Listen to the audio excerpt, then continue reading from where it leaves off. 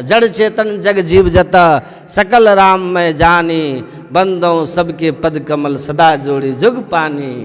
संपूर्ण संसार ब्रह्ममय हो गया, ऐसी दृष्टि मिल गई कि सज्जन दुर्जन जो चल आओ एक ही दृष्टि निहार। सिया राम में सब में जब परमात्मा को देख रहे हैं तो यार ये सब सुनो, हमें कौन ऊंच नीच है।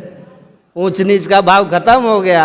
विद्या विनय संपन्न ब्राह्मणी गभिहस्तनी, सुनी चेव स्वपाके च पंडित समदर्शी न। समदर्शी हो गया, समभाव में आ गया, सब में ब्रह्म का दर्शन करने वाला, आत्मदृष्टि प्राप्त किया हुआ महापुरुष परमानंद में ही डूबा हुआ रहता है। तो चित्तवृत्ति के सिमटाव को कहते हैं योग। एक तरीका है, सिस्टम है, जिससे धीरे धीरे फैले हुए मन के धारों को हम समेटते समेटते पूर्ण सिमटाव पर ले जाते हैं। कहाँ पे पूर्ण सिमटाव होता है? एक बिंदुता पे। और जैसे सिमटाव होगा तो ऊर्ध्वगति होगी। तो एक बिंदुता तक की यात्रा के लिए योग साधन करते हैं। इसका ज्ञान अगर नहीं है तो कल्याण नहीं है, सब ज्ञान फूस फास।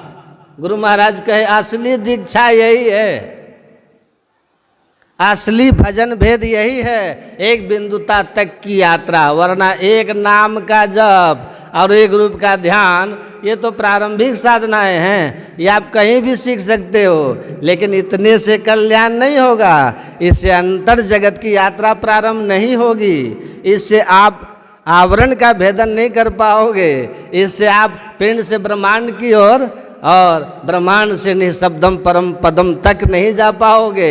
इससे आप शरीर से आत्मा की ओर और संसार से परमात्मा की ओर, अब बंधन से मुक्ति की ओर की यात्रा पूरा नहीं कर पाओगे। तो किससे कर पाओगे? एक बिंदुता की प्राप्ति होकर के।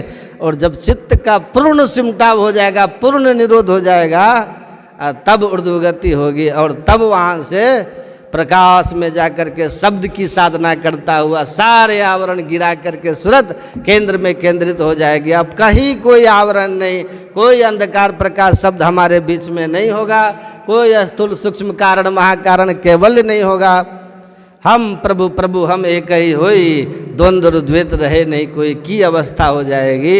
इसलिए ये ध्यान योग है। ये जो आप लोग योग करते हैं ना, यही असली योग है। ऐसी से चित्तवृत्ति का सिमटाव होगा, माया का भेदन होगा, परमात्मा से एकता होगी। इसी योग का यहाँ पे उपदेश हुआ। और ये जीवन काल में ही होगी पूर्ण समाधि में, तो जीवन मुक्त हो जाएंगे। बोलिए श्री सद्गुरु।